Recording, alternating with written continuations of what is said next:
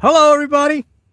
Welcome to the show, Real Talk Fins Talk. I'm your host, and joining me tonight is my special guest, and hopefully I get his name right because I messed it up on X when I was trying to promote the show a little bit. But Greg Miney from the Fins Talk Sports Network. Greg, how you doing, brother?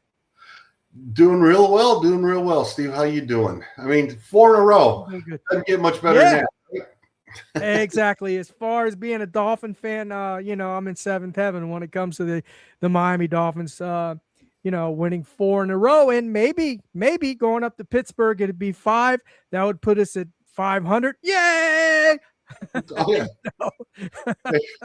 Hey, That's kind of all we can do at this point, right? yeah, when you start 1-6 and you can get to 500, that is saying something. All right, Yeah, so yeah, yeah. yeah, So the problem was I starting think 1-6. yeah, yeah, for sure. But I think we're making some progress. I mean, Yes. look, if we started out as you said 1-6, if we go 10-7 at the end of the year, man, I'm going to be happy as a lark. I don't think we'll make the playoffs. But if we do, I still don't think we're going to go too far. But I could be wrong. But I think I think it's more realistic for us right now at this point. Probably 8-9 is looking more realistic, as I said at the beginning of the year. I think we're playing like an 8-9 team. I think that's the way I think we're playing. Um, but look, we played the New York Jets at MetLife Stadium. We beat them 30. What was it? 30-10, right? Yeah. 30-10. Yeah, 30-10. So we completely dominated that game, right? Achan went off again. The O line played solid. Defense again came through for us. I mean, we talked about this earlier, Greg. It's 7 games. This defense has held its own. Has improved. Now we can get into the nitty gritty, the nuts and bolts. Maybe some of the little details, minute details of some of the players. Maybe they could step up a little more, like Chop Robinson. I know he had a good game this game, but this guy was a high draft pick, and he's only had 1 or 2 games. Out of what we've played, it out of 12 or 11 or 12 or no, we've played how 13. many games now? Everybody's got 13 on the schedule. 13 games. 13 games. Yeah, we played 13 games. Dude, if you're that high a draft pick and it's your second year and you came in to do a job and you are not performing, that's not good. That's not good. You need to be more consistent. I mean, you need to all 13 games, you've got to be playing above average or good, you know.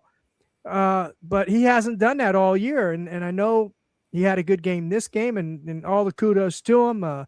Zach Sealer finally came to life this game. I mean, he's had an impact here and there, but nothing like we paid him. He wasn't playing and isn't playing like we paid him. But let me get your take. What do you think about this game against the New York Jets? We dominated them. Achan went off again, despite Tua. Look, they came out and they basically, announced their presence with authority in the first quarter. They got up 21-0. Defense was shutting them down, 3 and outs, you name it.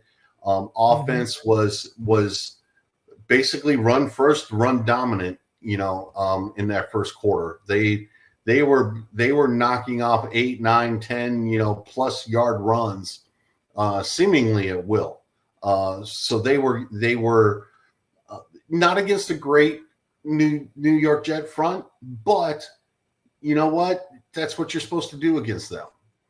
Miami, the last half dozen games have been a run first team offense. They've established a good solid running game with the O line, with improved blocking on the edges. From everybody involved, the new tight end Dolchich, the 6 offensive linemen that they employ. Everybody's doing the edge blocking that's necessary, and by doing that, that's freeing up the inside run. And Achan's been a beneficiary of that. And they've also, it sounds trite in a way, but they've also taken advantage of a bunch of defensive mistakes by some bad defenses, and they've exploited that, and that's what you want to see. So it's been a good run. 5 out of the last 6, 5 out of the defense has really stepped up in these games, and really, despite Miami not being great offensively, they were great offensively for the first half against the Jets. But despite not being great offensively, they still won 5 out of 6, and the defense has really stepped up. The defense has really, really improved the last 7 games compared to the first 6. The first 6, they were horrendous. But they've really improved, and they're the big reason why we're winning football games right now.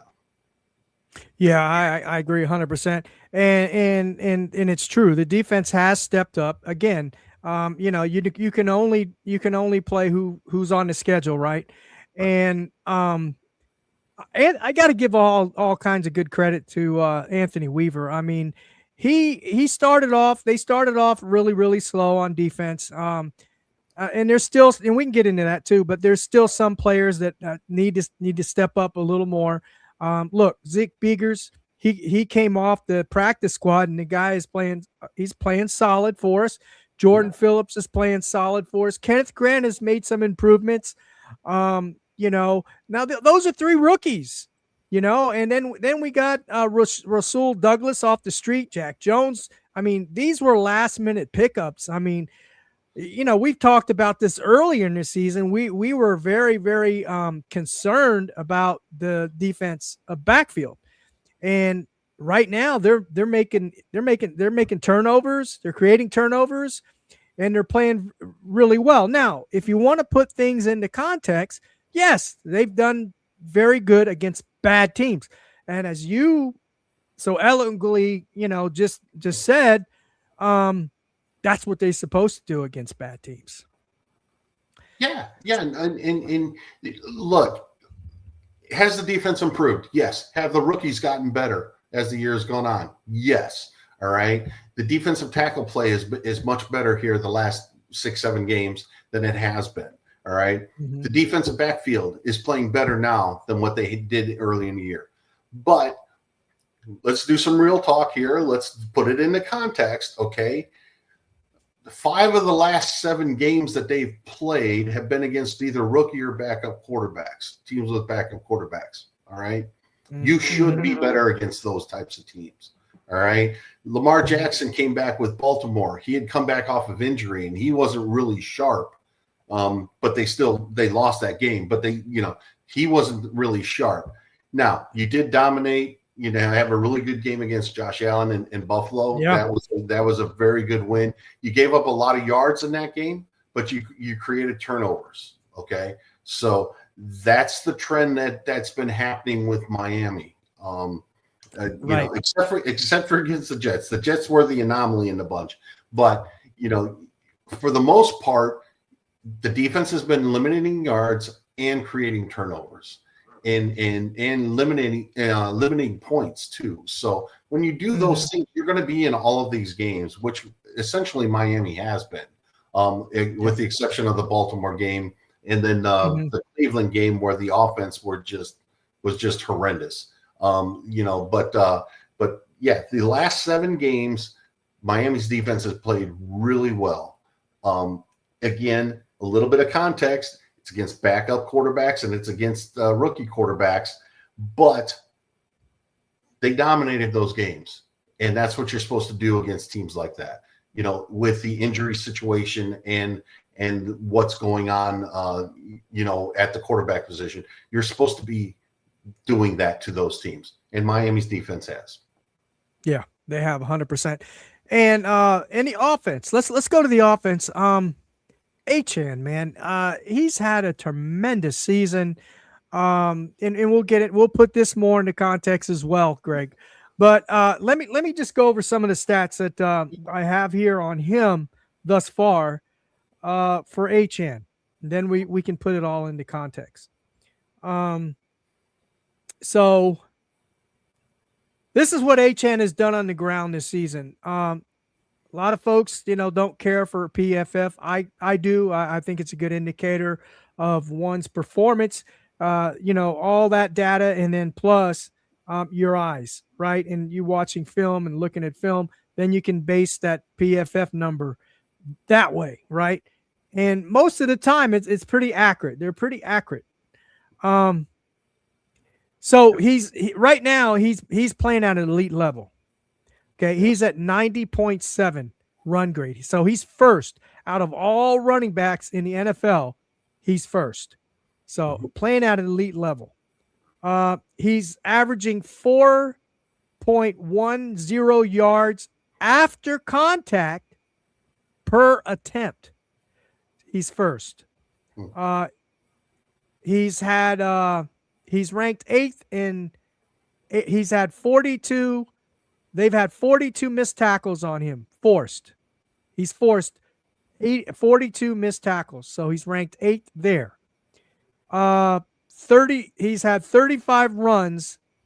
This is crazy, of 10 plus yards or more. Yeah. Ranked first. He's had 20 runs of 15 plus yards. That's elite level right now. Yes. I definitely believe he deserves to be all pro. What say you? I won't argue that. I won't argue that. He has been much better this year than what I anticipated. He's getting better. And I think part of the reason why he's getting better is that the offensive line and the edge blocking is basically getting him to the second level more often. And then he can, there's an old saying as a coach, all right, as an offensive coach in football, right? You tell your running backs that you don't cut before you get through the hole, you cut after you get through the hole. Okay.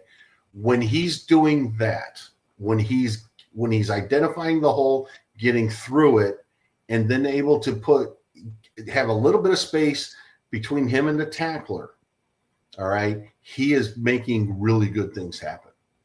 And the offensive line and the edges have done a better job of getting him to that second level, getting him past the defensive lineman. We were talking pre-show. I thought his best game this year was the Jets game. He was really looking good. All right. Then he got injured. He had to step out a little bit, and there was no reason to put him back in. So McDaniel made the right decision there. I agree. Yeah, that was his best game. All right. He's had a lot of yardage games where I don't think he did anything spectacular.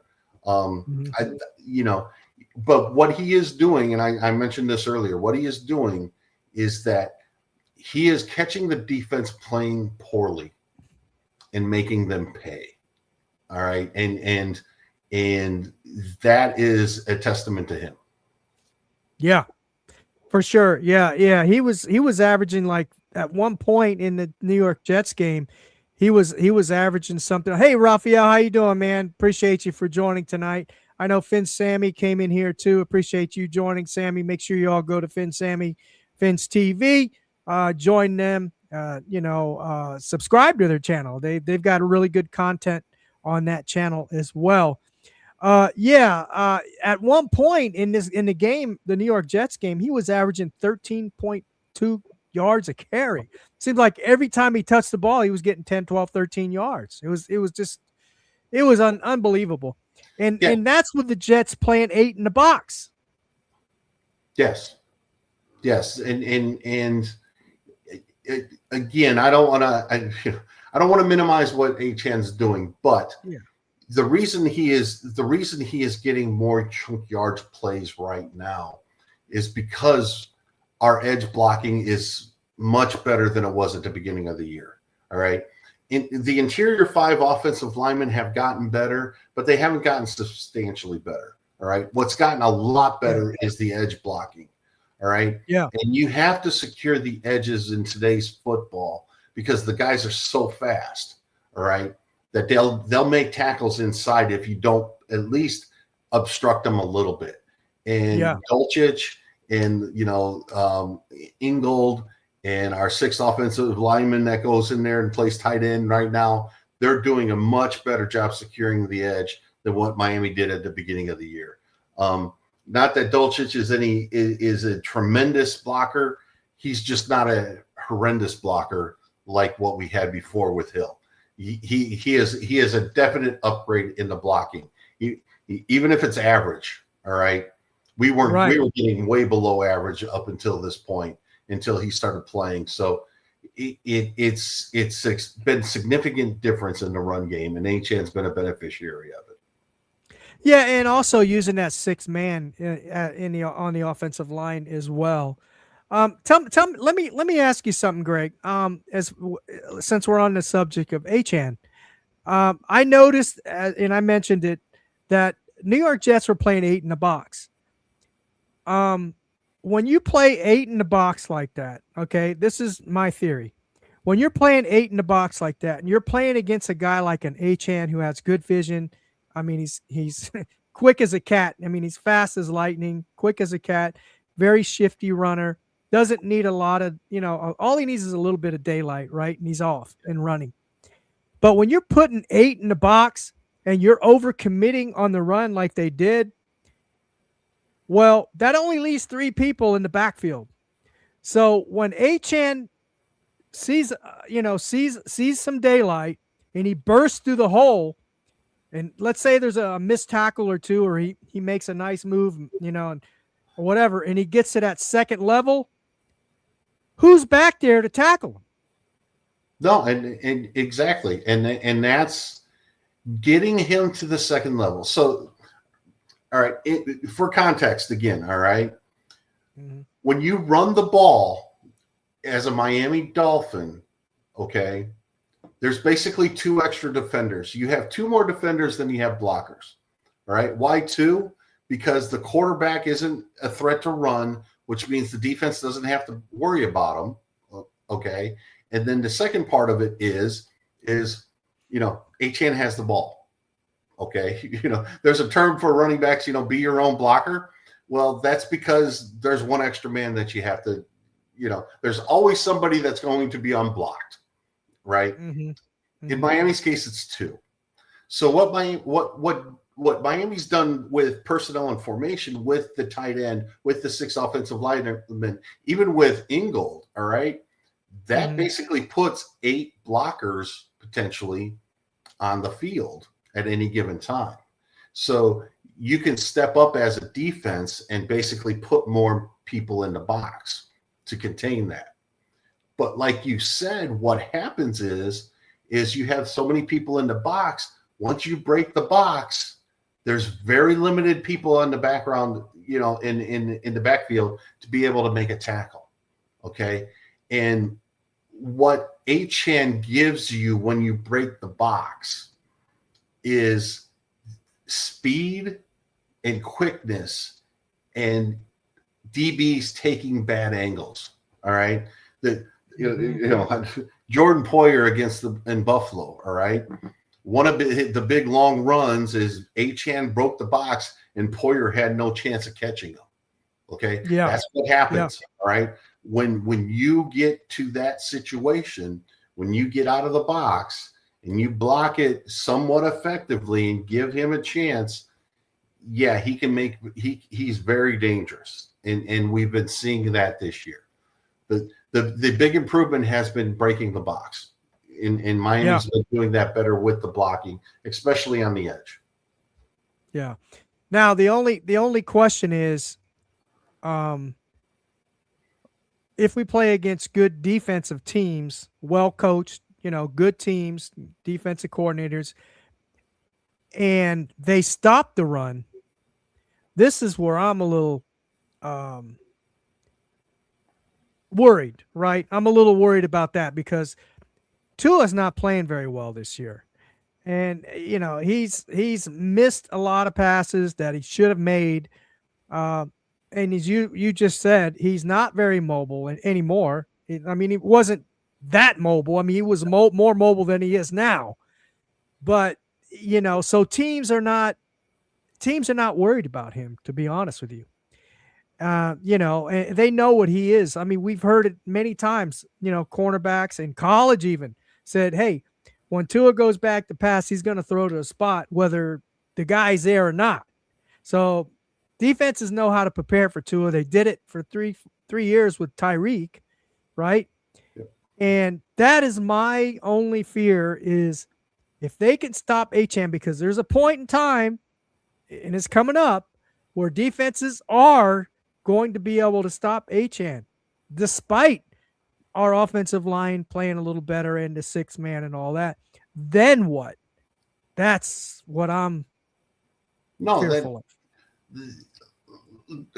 That's the concern. All right. And I've been,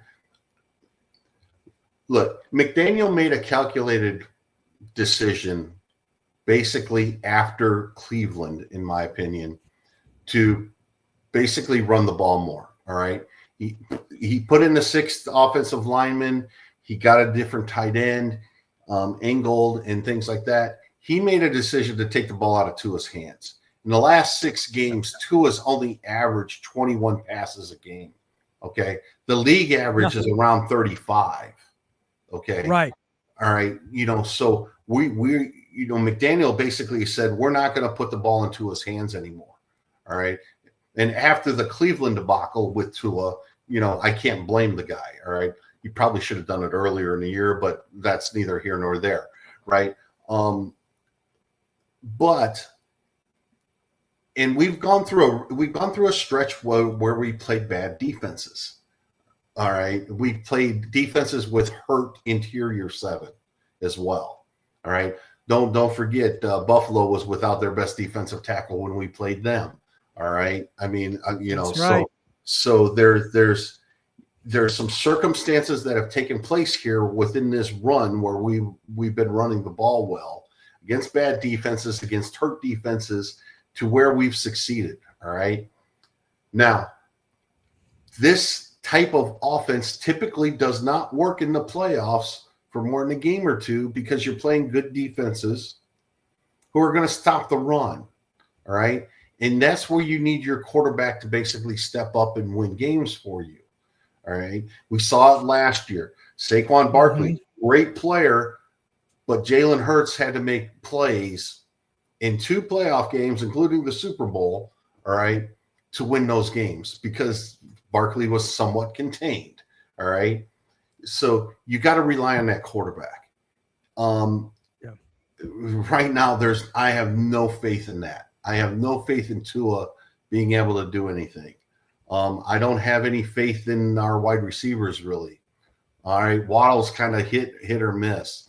Washington is not a good second wide receiver. Darren Waller, as a tight end, he is a receiving threat, but when he's on the field, he limits your running ability because he's not a very good blocker. All right. So there's some issues that are going to be taking place here.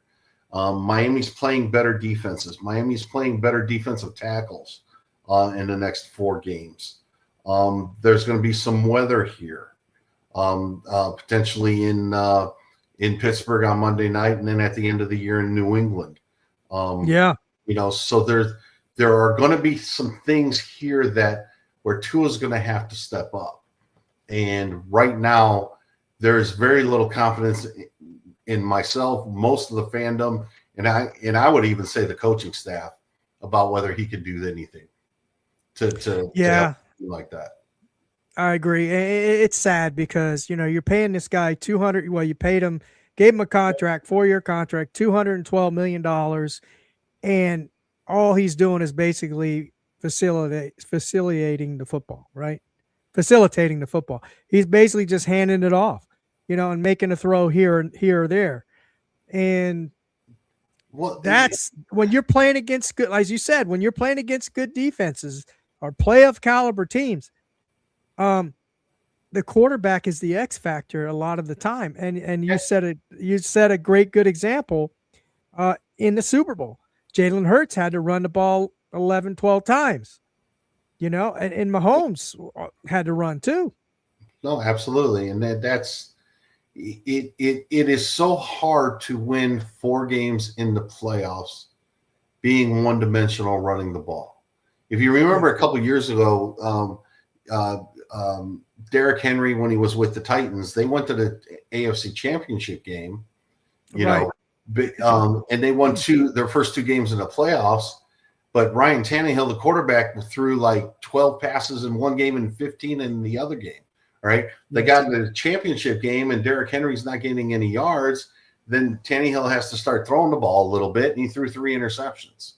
All right, it's really hard to be a run first team and win in the playoffs. You also got to remember that being run first, you usually want to have a good defense and have a defense, containing points and things like that, right? So yes, you say you play good defense and you run the ball, you got a chance of winning. But in the playoffs, you're also playing good quarterbacks in an offensive league, and they're going to put up 20 some odd points on you, even if you have a good defense. So you got to be able to match that. And you usually do that with explosive plays in the passing game. So there's a big hole in Miami right now with the passing game. Can they continue to dominate on the ground and win close games? That's the way they're going to have to win, because there's really not any. I have no faith in Tua or the passing game right now. There were mistakes made against the Jets. That basically could have came back and killed the team. All right, if it wasn't the Jets. I mean, let's not forget the Jets don't have an interception this year. Okay, I know. I mean, they don't have an interception this year, and they probably could have had 2. Tua was trying to give interceptions, man. As a betting man, I was like, I bet they get Tua's the one that's going to break this streak here. They're going to get an interception in this game, but they didn't. Yeah. So they didn't. That's good. That's good. We can't talk much about that anymore. I mean, it didn't happen. We could say what if and if this and if that, but it didn't happen.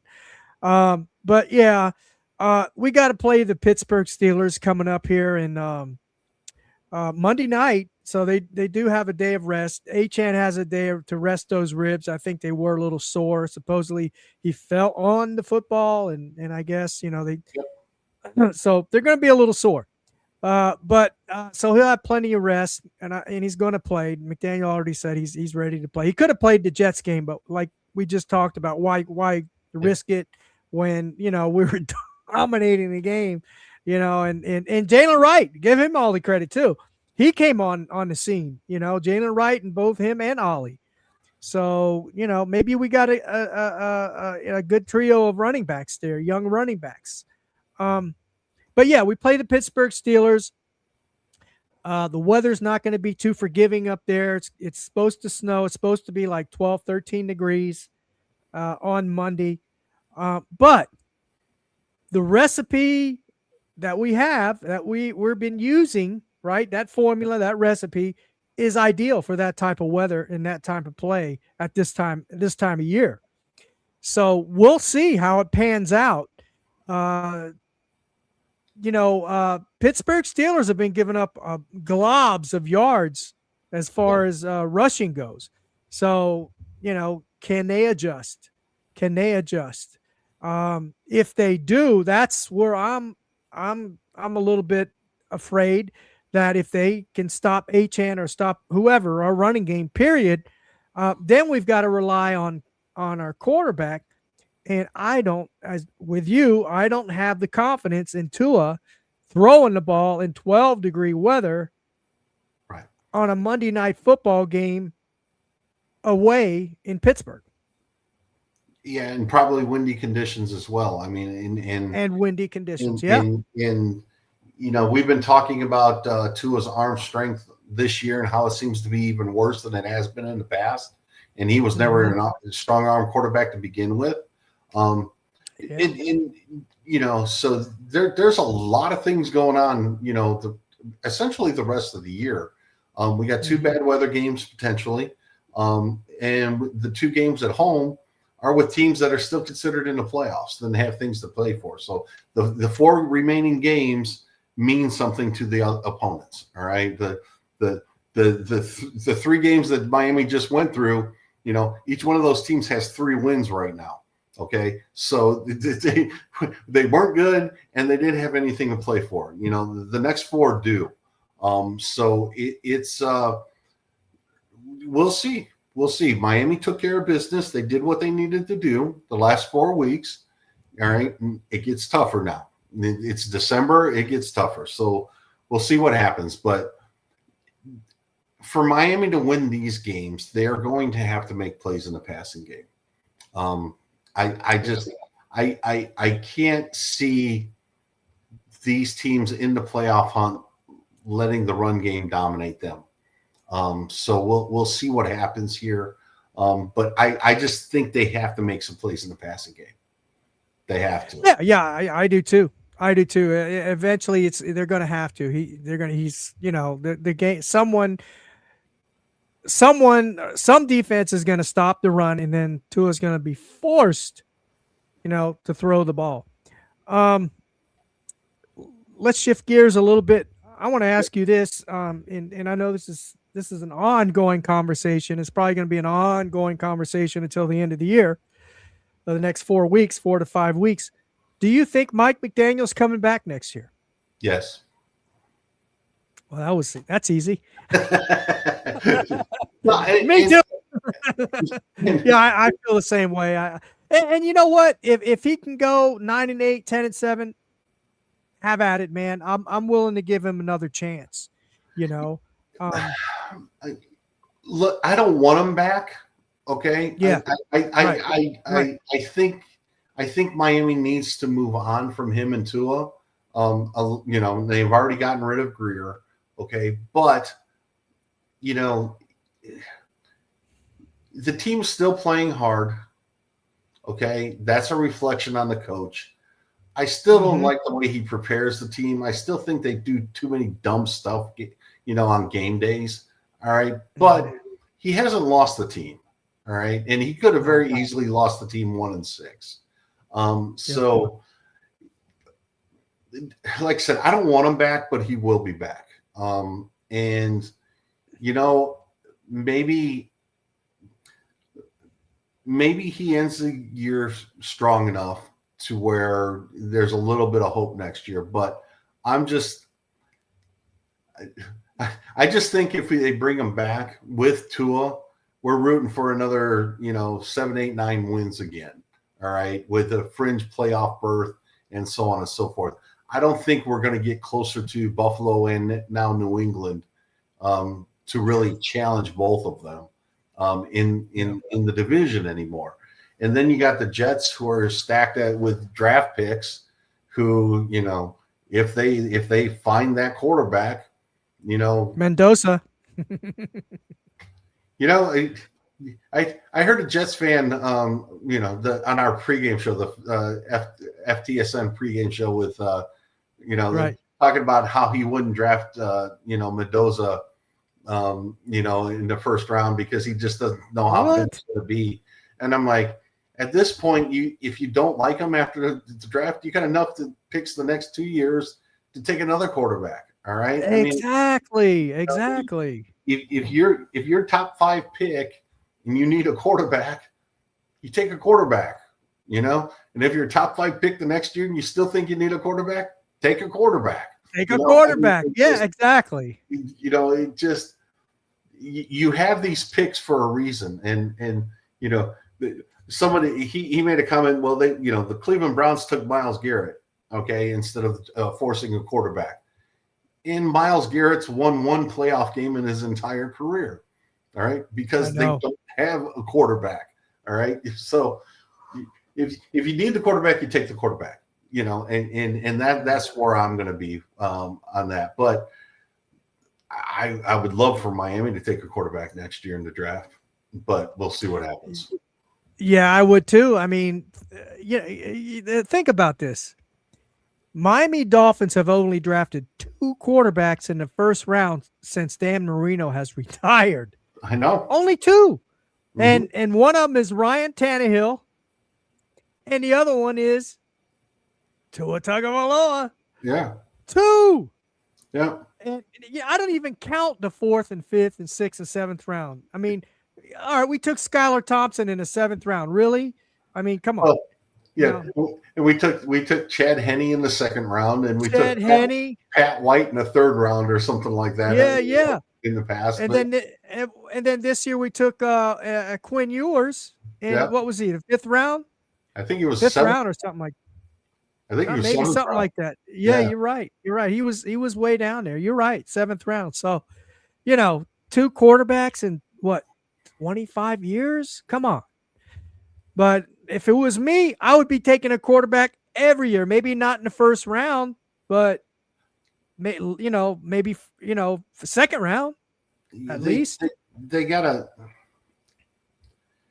eventually they'll get it right. All right. Eventually they'll get it right. Yeah. Maybe Um, Champ Kelly will get it you right know, because I think he's going to be our GM next year. our at our age, Steve, we don't have that much longer to go, before No, right? So we hopefully don't. But sooner here's rather the than later. But yeah, but here's the thing with me. I got to see the '70s Dolphins. I got to see them win 2 Super Bowls, and go to what 4 or 5 Super Bowls or whatever it yeah. was. So I've had my day under the sun. I just feel bad for guys that are younger than I am. I've been a fan since 1969. So I got to see the Dolphins when they were in their heyday. Don Shula, Dan Marino, and the '70s team that went 17-0. I was living down there and born and raised down there, and went had season tickets to the Orange Bowl. It was called back then at that time. So I had my day under the sun. But yeah, definitely, I'd love to see this era of Miami Dolphins, win a Super Bowl. Absolutely. Um, Absolutely. but But yeah, I'm the way that I'm looking at this year, well, at this point in time, is I'm just happy with a win. I really am. I'm just happy with a win. If they go 10-7, fine. If good. They've come from 1-6 to 10-7. That would be an accomplishment. That would be, that's a good goal for them to try to get right now, to go 10-7. I don't see them going to the playoffs though. I just don't. If they do, great. But I don't see it. But let's talk a little bit about. I know it's a bit premature, but let's talk about some of these players. Let's start with the offense. Let's start your specialty, offensive line. We know Jonah Severnaya is going to be with us again next year, right?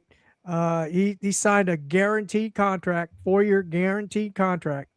So he's definitely going to be with us. I see a little bit of improvement in him. He's still about the same in the passing game. Running game, he has improved a little bit.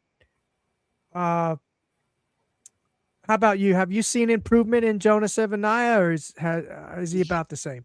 he has improved. All right. He is. I don't. He's still not good.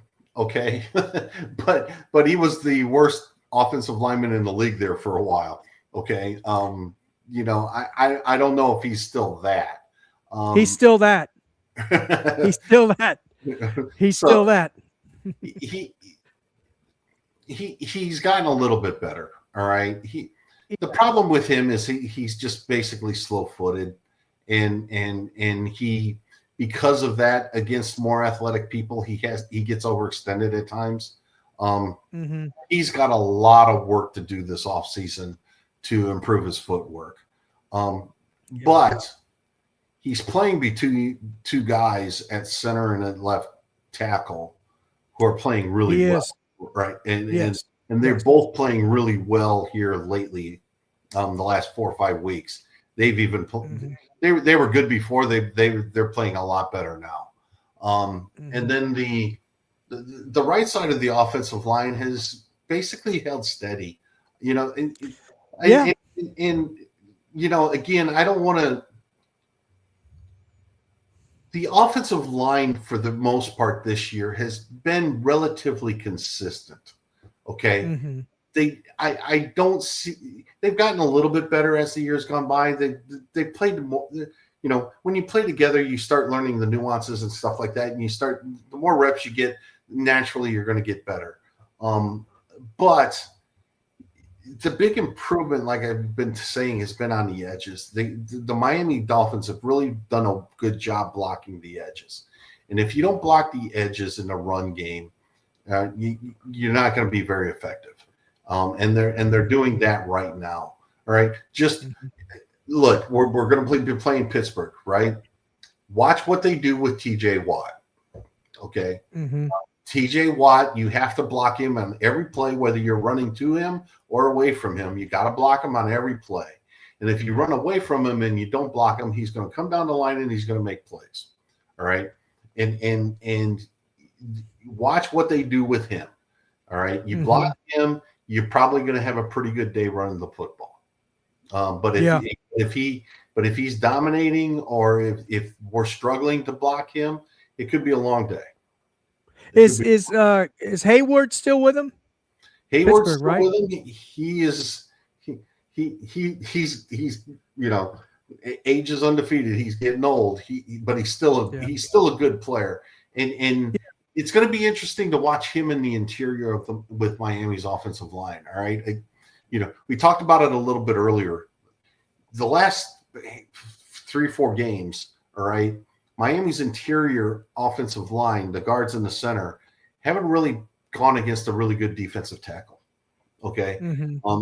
Some of it's been luck and happenstance because they've been injured and haven't been able to play. Buffalo, Washington, to name a few. They struggled a little bit at New Orleans because New Orleans has a pretty good front. But then the Jets have been abysmal. They traded away their best player. All right, interior. That's right. Yeah. Right. So, so they played pretty well. Miami's interior offensive lines played pretty well. Well, guess what? The next three of the next 4 games, they're playing some stud defensive tackles. All right. Vita Vea, is a man among men right there. Yes, he is. All right.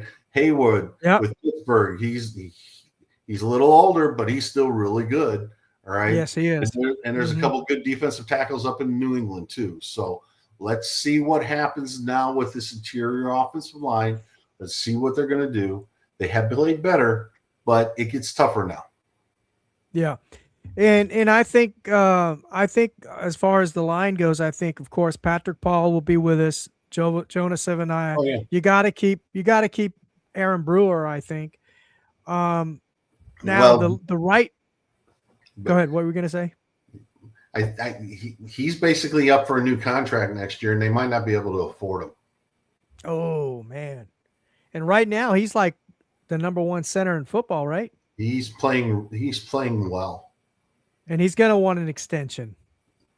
Yeah, he's going to make so money. Is Achane. So is Achane. Oh yeah. You're going to have to determine who you're going to pay. Wow, you're going to have to start picking and choosing. That's crazy. When you have Tua's contract and Hill's contract, all right. That's the thing. You and Waddle, okay, and you paid Austin Jackson, and Chubb. Don't forget Chubb. Well, you have these players, all right, especially on the offensive side of the ball, that are eating up a lot of your cap. You can't pay everybody. And you're going to pay Achane if you're going to keep him. So, yeah. So we're the only position that we might have to upgrade is probably that right tackle position. I mean, Austin Jackson he's just, I don't really think he's playing any better than Larry Borom was, to be honest with you. And Larry Borum's a backup.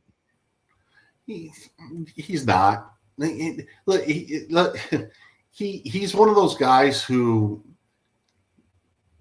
I'll say he doesn't kill you, but you also want to improve on him, right? I mean, he's not so bad that you're saying we have to move on from him. he's one of those guys who you'd like to move on from. You know what I mean? But if you got Yeah. to keep him because of cap issues and things like that, it's not horrendous. I'll just say it that way. Yeah, that's a good point. I agree. He's not going to hurt you. I mean, he's there. He does his job. Um, he's serviceable. He's serviceable. How about the He guard position? The right guard. the right We don't guard know that how. needs an improvement. The Yeah, we right don't guard know if needs, We don't even know if James Daniels is going to be back or ready next year. correct, and and if he is ready, can you really count on him because he seems to be injured, every Yeah. year anyway. Yeah, for sure. So I do think that they need to go out and find a right guard, a serviceable right guard, and that might be something that he addressed in the draft. Yeah. They have an extra third round pick next year, so maybe that's what they can use that for. But yeah, they need a new guard. All right, and if Brewer does leave, they need a new center. Okay. That's You know, a I yeah, don't that's true too. I don't want to see Eichenberg at the right guard because our friend Curtis Oh man. would lose a gasket. So, so let's try to avoid that. Yeah. Well, I don't think he would be any worse than Jonah Sevenai. I think he might even be a little better. No, Maybe. He's a better player than Seven Iyer is right now, but that's neither here nor there. But for offense, they need another tight end. They need a tight end, and they need a right guard more than anything. If you discount quarterback, right? And if Hill does, if they do move on from Hill, they do need another wide receiver. So there's those are your three big positions there. I wouldn't draft a guard in the with my first three picks or first three rounds of the draft. I would consider a tight end if the right one fell to me, and a wide receiver early. But I also think that they'll probably be doing some DB drafting as well next year. So we'll see what happens. Because as much as everybody has been talking about how Rasul Douglas has been playing, he's still up there. He's 31. So even though he's been playing well, we're probably going to need a cornerback and maybe another defensive back or something like that. Although we do have Dante Trader and Marshall, James Marshall. I know he went out. I think he's still injured, Marshall. So maybe they'll try to develop him. Yeah, and Westbrook has been a disappointment as far as wide receiver goes. I agree with Raphael here. He's saying NW is Miami. Yep. They need another wideout. I think they need another number one wideout. Waddle is not a number one. I think we've seen that since the Hill injury. He is a solid number two. I agree. You need that difference maker number one guy and then Waddle will be even better. I can see that what he was with Hill. So I can see that. I agree with those. What you're saying there about getting a wide out, tight end, probably a guard, and I don't know if Miami's going to draft another quarterback next year. I don't know. They should, but we'll see. We don't even know who the GM is going to be, although I think it's going to be Champ Kelly. Let's go to the defensive side. We know Chop Robinson is going to be with us again next year, probably. Bradley Chubb is a question unless he takes a cut in pay or something. if not, we're going to probably need another edge rusher. Mm-hmm. We're going to need another edge rusher as well.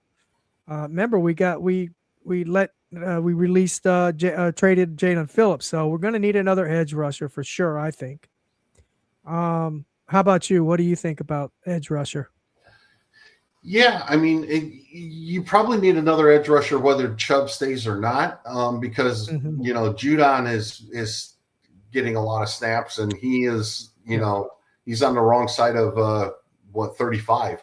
Yeah. So Yeah. so Yeah. um, so you probably need somebody there, unless one of the younger guys steps up again that are can, but Mm-hmm.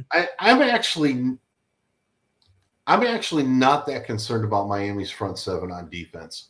Yeah. With the rookies, and you might lose Chubb, but that front six, front seven, it's pretty solid. You sign Dobson, you sign Brooks, so the linebacker position's pretty solid. You got Willie Gay too. Yeah, who for some reason can't see the field. Maybe they move him to an edge rusher because in camp he rushed the passer pretty well. Yeah. So maybe this offseason they move, transition him to that to the edge a little bit, but I'm not overly concerned about that. They'll tweak it. They might bring in a free agent here and there, but I'm not overly concerned. I'm still have concerns about the defense backfield.